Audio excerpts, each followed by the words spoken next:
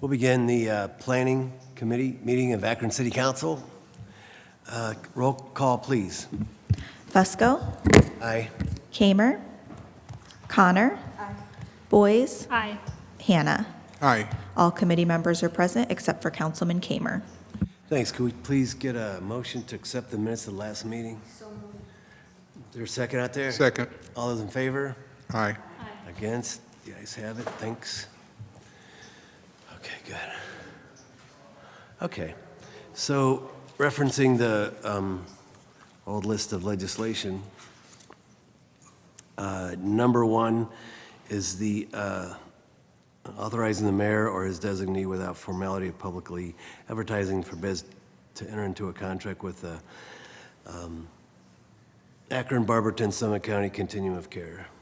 Wonder if there's any questions or any comments. Did the administration receive any comments, questions? None? Okay, very good. Any questions or comments from anyone else? Okay, very good. Is it okay to consent agenda this, or would you prefer that we pass it? We will, are we meeting, we're meeting next week, right? Yeah, we're meeting next week. So, does it matter? Consent agenda, okay? Okay. I'd entertain a motion short of any questions or comments for the consent agenda. So moved. Is there a Second. Thank you. All those in favor signify by saying aye. Aye. Those against? Thanks. Okay, item number 2, and this is authorizing the mayor again with, or his designee without formally advertising for bids to enter into a contract with Community Support Services for emergency overnight shelter. Again, was there any questions or comments from anyone? No, not hearing any. Any questions or comments from anyone from the committee or council referencing this particular item? Okay, very good. Not hearing or seeing any. Is consent agenda okay on this one? Good, thank you. Is there a motion for consent? Is there a Second. Oh, thank you. All those in favor signify by saying aye. Aye. Against, hearing none, it carries. With that, I'm just going to go ahead and recommend we take time on the balance of the agenda. And we can now move into the new list of legislation. Sarah Biviano, would you be so kind to please read in the first item on our agenda? Thank you. Sure. The first item in Planning and Economic Development under new legislation is item number 3. It's an ordinance authorizing a conditional use to vary the rear yard setback to construct a retail building at 435 Darrow Road and declaring an emergency. For a public hearing on December 9th, please refer. Thank you. Item number 4, ordinance authorizing a conditional use to construct a residence providing for storage of more than 5 vehicles at 2010 Stockbridge Road and declaring an emergency. Up for a public hearing December 9th. Refer, please. Thank you. Item number 5 is an ordinance authorizing a conditional use to establish an arts and cultural resource center at 989 North Portage Path and declaring an emergency. Up for a public hearing December 9th. Thank you. Refer. And item number 6 is an ordinance amending and or supplementing Title 15 Land Usage, Chapter 153 Zoning Code, Sections 153.110, Certificates of Occupancy, 153.130, Enforcement, 153.140, Definitions, 153.150, Notice of Violation in Order to Comply, 153.199, Penalty, 153.412, Appeals from Superintendent's Decision, and 153.422, Transmission to Planning Staff and Superintendent of the Codified Ordinances of the City of Akron and declaring an emergency. Refer for a public hearing on December 9th. Thank you. Anything else to come before the committee? Hearing none, seeing none? Excuse me, Mr. Chair, Dylan has a presentation to provide to the committee. Thanks. Thank you. Thank you. This afternoon, I'd like to provide a brief update on the Summit Lake Pedestrian Master Plan. As you might recall, several key themes emerged from the neighborhood land use planning process in 2021. These included improving lake access, improving transit access, safety, street trees, street design, and sidewalk conditions, all of which the Pedestrian Master Plan aims to address. Through ordinance number 182024, long-range planning was authorized to apply for a Connecting Communities grant from AMATS, and I'm pleased to report that our application was successful. Since then, we've collaborated with AMATS to engage a team led by City Architecture and WSP Engineering. This team will work with our planning and engineering staff, as well as neighborhood residents, to develop a neighborhood pedestrian master plan with actionable projects that promote a vibrant, healthy, and inclusive Summit Lake neighborhood. We have already held an introductory meeting to kick off this process and are currently analyzing existing conditions. Over the next 6 months, we'll host public meetings to gather community input before drafting this plan. We anticipate sharing the final report and recommendations with this council in late spring of next year. For project updates and meeting information, we'll be referencing www.oursummitlake.com, which also served as the hub for the previous land use planning process. So I just would like to thank everybody for the time and support as we move forward with this next step in the neighborhood, and I'd be happy to answer any questions that you have. Thanks. Thanks. Any questions or comments from anyone whatsoever? Yes. Tina Boyce? Thank you, Mr. Chair. Dylan, I remember that the land use plan focused solely on the east side of Summit Lake. Right. Is the pedestrian plan the same, or does it consider all of the connections? I believe around? the boundary we gave them was the entire Summit Lake neighborhood, which did include the west side of the lake over by Okay. Manchester, but it didn't go beyond. Gotcha. Thank you. Questions? Anyone else? Is that, you had referred, oh, I apologize, yes, Linda Moby, I see your hand up. Thank you, Mr. Chair. How much was the grant that you received? It was $40,000. Oh, thank you. Yeah, you had mentioned a website or something out there that would refer us to more information. Yes, that's oursummitlake.com. And it is also linked to from our planning page under the Summit Lake page. This is the same website that we used during the land use planning process, so that residents would be able to find information about upcoming meetings. And the actual land use plan is available on that website as well. You know my next question.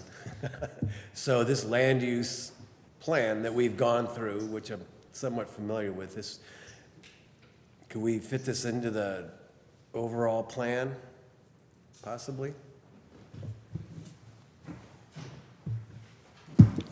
You're referencing our conversation Thursday? Yeah. Great. So, yes, right, and so Good. it was adopted by resolution here. Yes. As well, so it has that kind of enforcement, not exactly enforcement, I mean, it was the precursor to the zoning changes. And so it's available on our website, and anybody who comes to us with a land use proposal would have to, be referred to that. Yes, perfect. Good news. Very good. Any other questions or comments?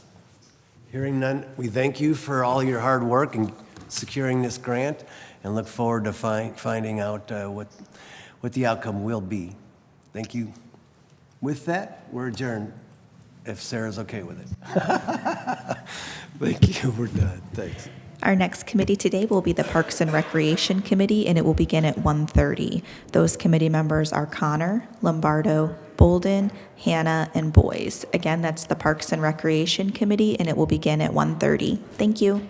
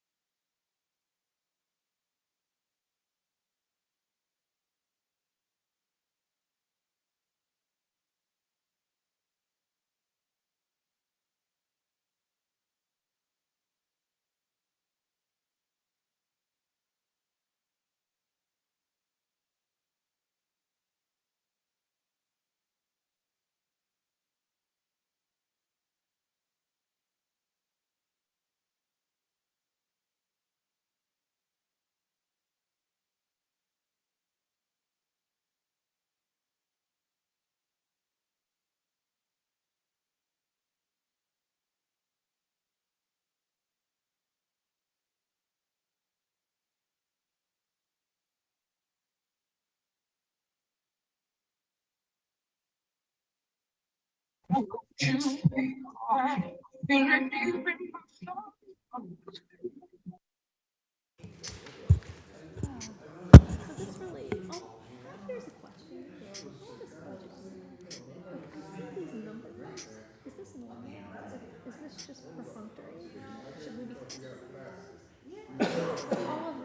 absolutely can. I mean, and that's, some of it, you know, like, and I've seen a little bit of it, but they do this all the time. It's like the timing for grants, the timing for contracts, the Ready? timing for stuff. Sometimes it happens a little bit before we have actually.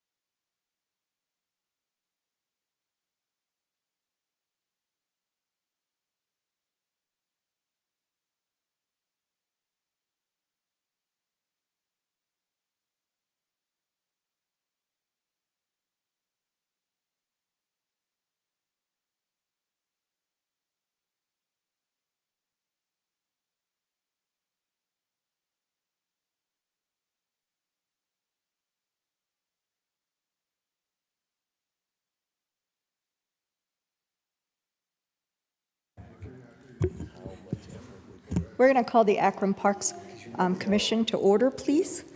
Sarah, may we have a roll call? Connor, Here. Lombardo. Aye. Bolden. Hannah. Aye. Boys. Aye. All committee members are present. Councilman Bolden has just arrived, so all committee members are present. Thank you. May we have a motion to approve the minutes from the last meeting, please? Motion to approve. A second? Second. Second. Thank you so much. We have no new legislation before us, but we do have a wonderful guest. Our guest today is Dan Rice, as we all know him, and he's going to give us an update on Akron Civic Commons 2.0, Lock 3, and the Summit Lake Park project. So thank you so much. Thank you very much. This is really a group presentation with both the Director of Economic Development, Susie Moore, as well as the Development Manager, Michelle DeFiore. And so thank you very much for this opportunity to be here with you this afternoon. We won't take up too much of your time, but we just wanted to come back and, as we have done repeatedly, give you an update on the status of the Akron Civic Commons project that we've been working on in partnership with the City of Akron, with the residents, and with our donors over the past 9 years. And I did share a handout with you, Councilman Bolden. My apologies. I should have left it at your desk, sir. My apologies. You're welcome. But this is truly a public-private partnership. We are really proud to partner with the city, partner with the City of Akron residents. We're incredibly grateful for all the donors. To be honest with you, we hope we could raise maybe $10 million for each public park and space. But as you see by the numbers here, it has far exceeded that revenue, and we're not done yet because we still have a lot of work to do down at Summit Lake. And it's our commitment to the residents and to you as the leaders to develop long-range revenue generation strategies, whether that's an endowment or memberships or corporate support. Because it's not just building something, it's also maintaining something, and that's what our commitment is.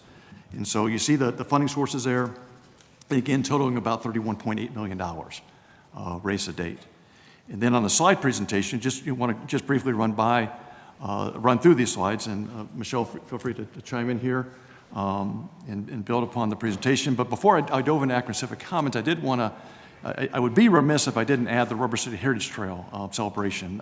Again, that's an effort that's been really led by Councilwoman Connor, Councilman Fusco for many, many years. And this is an amazing, inner city trail connector. And it's really important because it connects all of these neighborhoods of Middlebury, University of Akron, the south side of Akron, and Summit Lake area, and Firestone Park.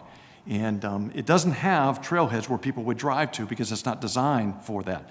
It's really designed very similar to the High Line in New York City or the 606 in Chicago. And these are two very successful, very popular inner city connector trails to allow people to walk to school safely, to walk to the local grocery store, to Dave's, walk to their schools or their appointments. And so it's very popular.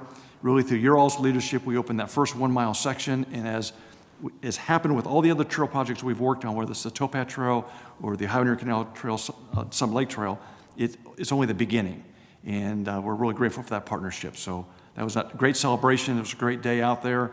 And so thank you again for your incredible support in making that happen. I don't know, Councilman O'Connor, did anything you want to add? You're beaming there, so if there's anything you want to add? Can't wait for the rest of it. So fun. Absolutely. And so just, kind of hit the highlights regarding Akron Civic Commons. Of course, this is Lock 3, and this is a picture of the Maynard Performance Pavilion. I apologize for the gray day, but we get into these winter months and it doesn't look as sunny, but you see the beautiful Performance Pavilion there. It's one of a kind. It's very unique. The roof actually mimics a water or a wave if you were to see it from above. And then you see the three sides to the Performance Pavilion, and it's designed to have those three sides to accommodate different sizes of audiences, whether it's 3,500 or 1,000 or a 500-person event. And then, quite frankly, when it's not being programmed, anybody can go up there and use the Maynard Performance Pavilion. And so it really is the centerpiece of the park in many ways. Here's a Cynthia Landa Night Hemlock Walk. This would be on the south side of the Lock 3 area. Beautiful landscaping, and that was, again, something that we heard loud and clear from neighborhood residents that they wanted to have landscape gardens. But you probably also noticed, and many of you were able to join us on Saturday for the donor reception, the accessibility. Those walkways are very nice and gentle. And as we've talked before, we want to design public spaces for either a 8-year-old or an 80-year-old. And then also lots of places where people can just stop and just rest. So you see lots of benches there. And that's Kebony wood. It is pressure-treated wood, so it's very durable, very sustainable. And then this is the Francis and Richard Buckles balcony. You see the trees that were installed there this fall. This is a space that in the future will have movable seating under the great stewardship and leadership of Chris Griffith.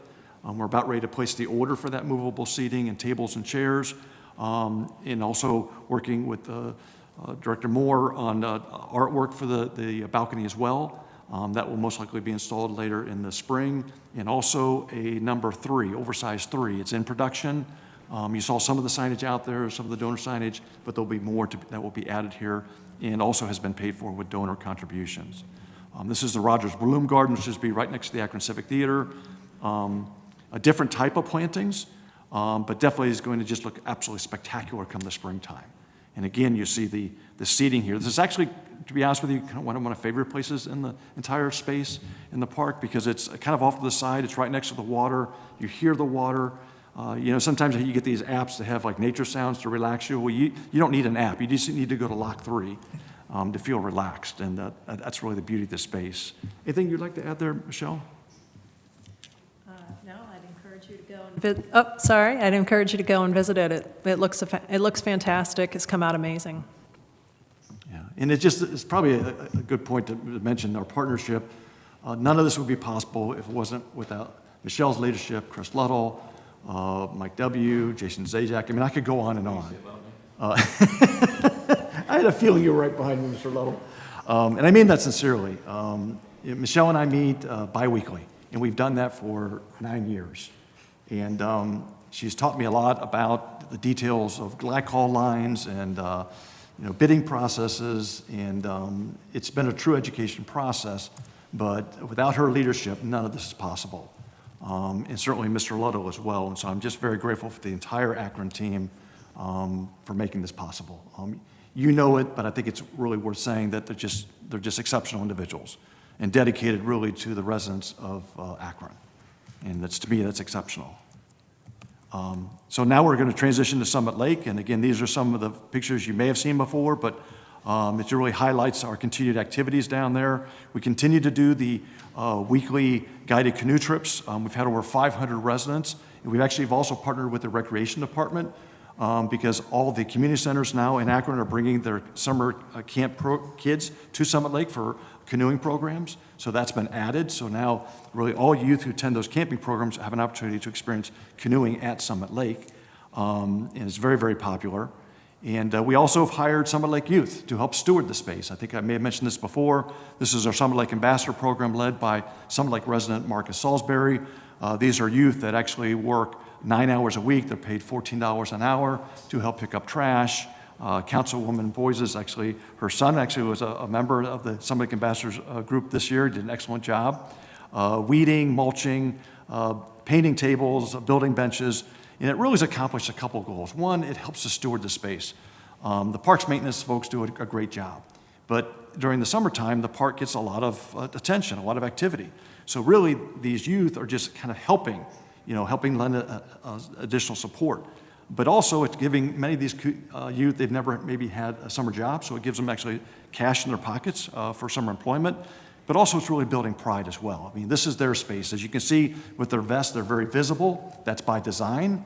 They literally get stopped by people walking or bicycling on the towpath trail and asking them what they're doing. And they talk about why they're there and what they're doing. And so I just think it really accomplishes a lot of goals, and we're really proud of the program. I know, Councilwoman, is there anything you want to add since you had your son participate in the program? Actually, my son's my second child to participate in the program, and I really do believe in that. Like, to your point, you have more pride in your neighborhood if you take care of it. And you also can check your peers when they're not taking care of it. So great group of kids, great leadership, and I appreciate it. Hope it continues. Yeah, we have every intention of it continuing because I think we're going to need that help once the North Shore Park gets built. So that's what our intention is, but thank you. So this is, again, a rendering you've probably seen before, actually a photograph. You see the activations that were already taken place on the east side of Summit Lake. You see the yellow umbrellas there, the oversized chair. That was really the 1.0 version. And then everything you see or about to see in these renderings is very similar to Lock 3 in the sense that it is driven by the residents. It's not necessarily what I want, not necessarily what Michelle wants. It's what the neighborhood residents have asked for. And what we're also really proud of is you see the North Shore area there where you see the building is and you see the Ohio Erie Canal. It's really been used as a yard facility by the Ohio Department of Natural Resources. And really probably underutilized. Probably a higher value for that space. But really through the leadership of the City of Akron, the Ohio Department of Natural Resources, an agreement has been reached in which that can be used for a park space for 100 years. And so again, Michelle was very instrumental and Mr. Ludlow was very instrumental in making that happen. And most importantly, what we are proud of is just honoring our commitment to the neighborhood residents. They said they wanted to see a trail all the way around Summit Lake. And so in October of 2022, we had a groundbreaking for a trail. And less than a year later, in September of 2023, we had a ribbon cutting. And we're really glad that that was one of the first projects that was right out of the gate because now there's just all these neighborhood residents walking all the way around the lake, meeting their neighbors, exercising, and also a lot of bicycling folks going all the way around Summit Lake. And so it really has united the lake in many ways, united the neighborhoods, and it's been very successful, very popular. And these are just some shots of folks actually utilizing the trail. And then we now moved on to actually doing site work for the Summit Lake North Shore project. And so it started actually last year about this time, and these are some updated shots of the site work. We were just out there last week meeting with the construction team and our construction manager, environmental design group in Kenmore Construction, and they have completed their site work. And so we are ready to move forward with we actually have bid the buildings. This will be, I think, like the third week they've actually been bid. Under Michelle's leadership, we've had a number of meetings with the MCAP program with the Urban League, and really have done a pretty significant outreach to minority and women-owned businesses. because that's one of our values with Akron Civic Commons is value creation, making sure that everybody, particularly neighborhood residents and local businesses, can benefit from this work.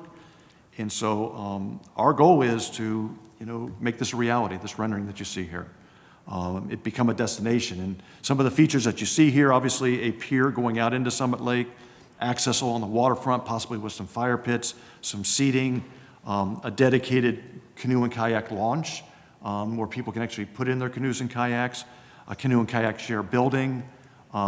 We learned this from Philadelphia, actually, the Reimagined Civic Commons Network, that they have a boat share where any resident can borrow a boat because many people have boats and canoes and kayaks, but they don't have a place to store them. And so we're going to use that same model, that if anybody would like us to store their canoe or kayak for free, that's perfectly fine, but any neighborhood resident can borrow it for any 2 hours on Summit Lake. You see a very large picnic pavilion.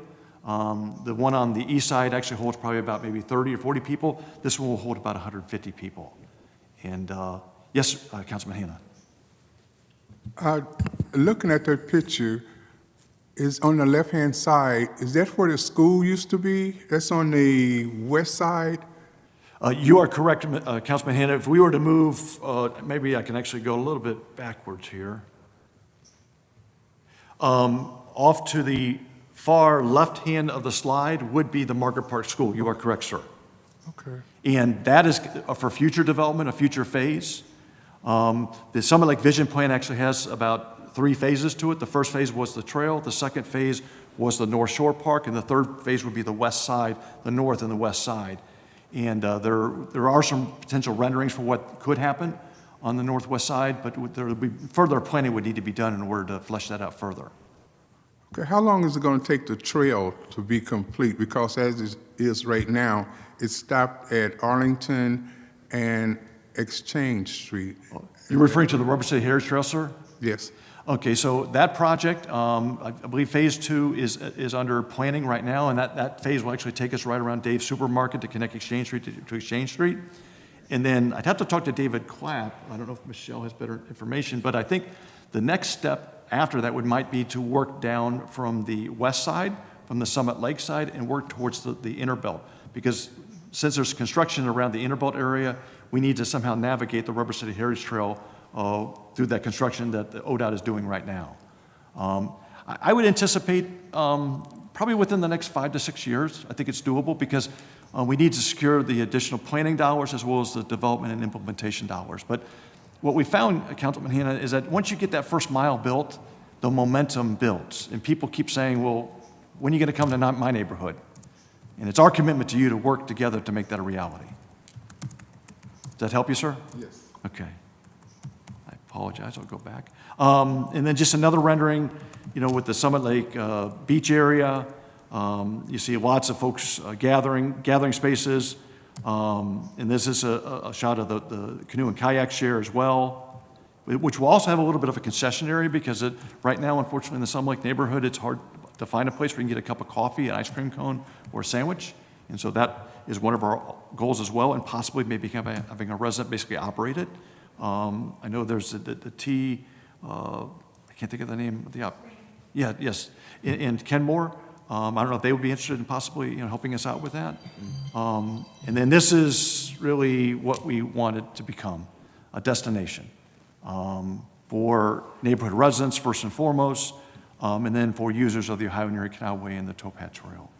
And that pretty much so is presentation. Michelle, Susie, anything that I missed or you want to correct me? No, so, whereas Lock 3 just opened, we've got part of Summit Lake done with the trail around the lake, and now moving forward with this. We've had some bidding challenges, but are advertising it right now and have some contractors interested. And just that we're looking forward to the public ribbon cutting this Friday of the Lock 3 space as part of the end of the holiday lighting parade that starts at 6. And we anticipate the ribbon cutting at 7:15, and after that will be followed by a drone show sponsored by Downtown Akron Partnership. It should be very exciting. Mm-hmm. So, Madam Chair, I'd be happy to answer any questions you have. Or Any questions from the committee? I have a question. So, the Lock 3 area, the seating was reduced a little bit from the past with all the paths and... Actually, or not? Councilman, not really. When we brought in the consultants, and these are both Archimania they were actually more the concert performance pavilion expertise in designing that, as well as Olin Studios from Philadelphia. And we, talked with the City of Akron staff about what is the average size of your attendance.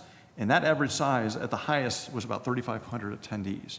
And I'm not necessarily saying that 3,500 attendees are always going to be facing the performance pavilion. The beauty of the performance pavilion, and actually I may go back if that's okay, is that because it has three sides to it, you don't have to be right in front of the lawn.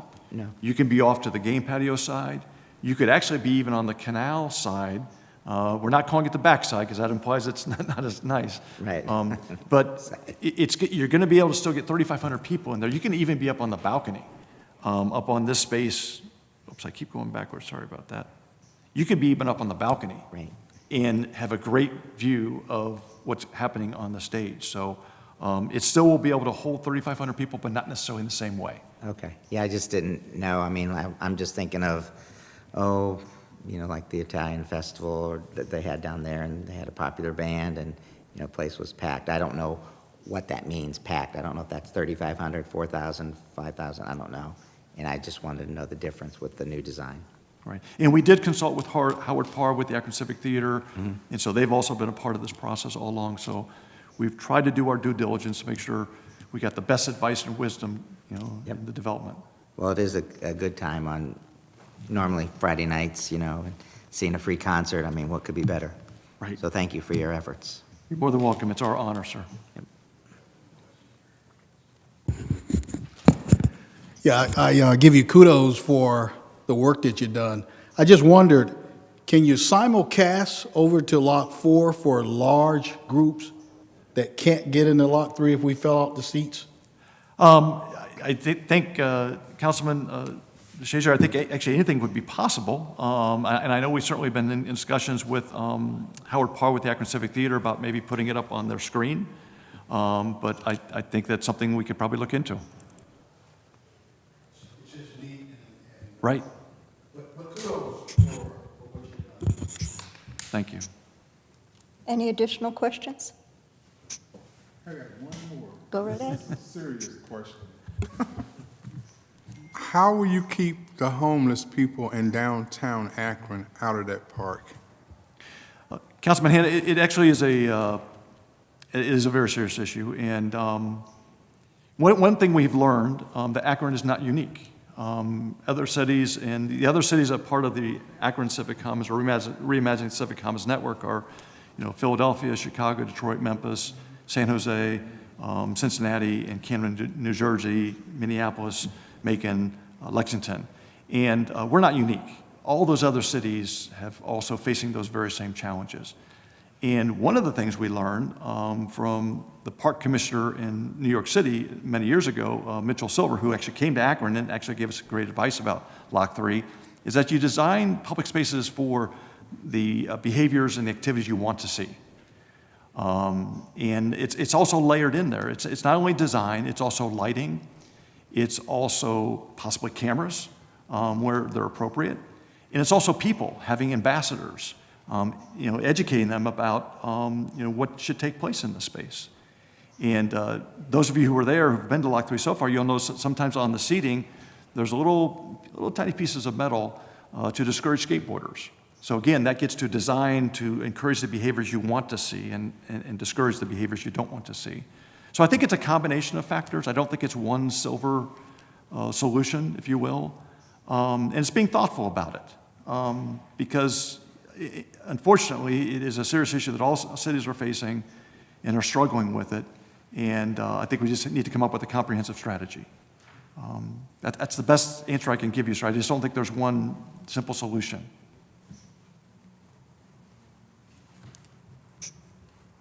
Any additional questions? Council members, committee members? Question about the maintenance side. Excuse me. Where are we at on that whole thing? It's a great question, and I will do my best to take a response to that, and then the service director is right behind me. But we are doing this in partnership with the city. There's been a lot of conversations about what that strategy should look like, and the importance of maintaining, parks at a very high level.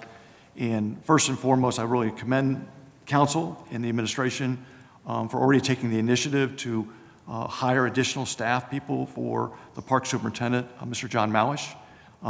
He just does an absolutely amazing job with the resources that he has. But this is a major undertaking. And so I think one of the first, steps in there is making sure that Mr. Malish and his department have the resources necessary to make that happen. So I think it's the first step.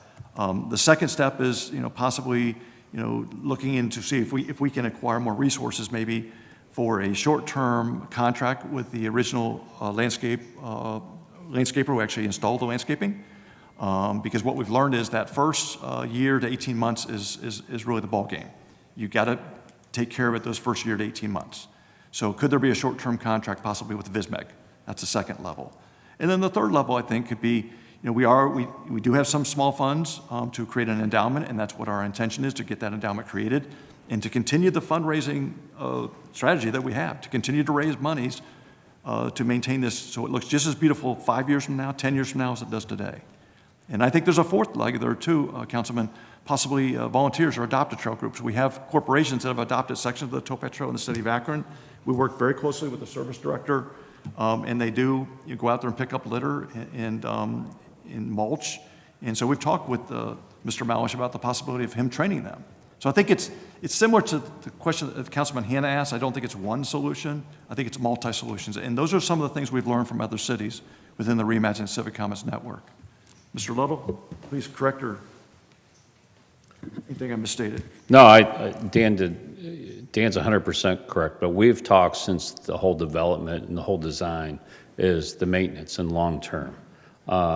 So we are getting a document from VSMEG on every type of plant and the maintenance required, down to the irrigation, how much water should it get, or how much water it does not get. So we are getting that, we are building that into the work order process. So no matter if it's a volunteer group, if it's our own staff in parks, or if it's a contractor like VSMEG, that stuff will be automatically generated, and this is what you're supposed to do. So we have thought about this from the start, because there's a lot of different plants and quite a few maintenance items are going to have to be taken care of, and you just don't want to put this money in without a sustainability plan.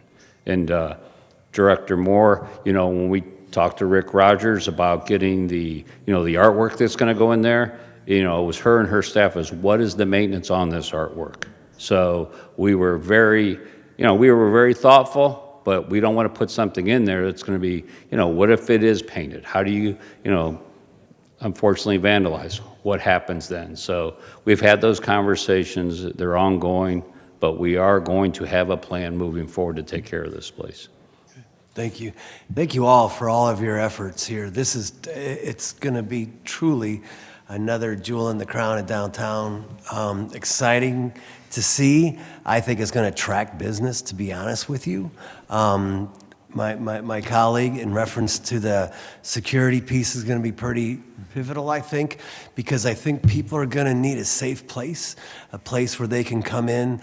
It used to be so many folks would come downtown from out of town, and we have to make sure that it's safe, and they will come because you have built it. So thank you for all of your efforts and the vision and the Civic Commons plan. Thank you so much. Thank you, sir. Last call for questions. I'll reiterate Councilman Fusco's words. This is an amazing jewel in the crown of Akron. You guys have all done a great job. I know it's taken a lot of partners, but partners still need a leadership team, and you've obviously done that. We can't wait to be there. It's going to be the place to be for the summer. So thank you so much. And with that, we're adjourned.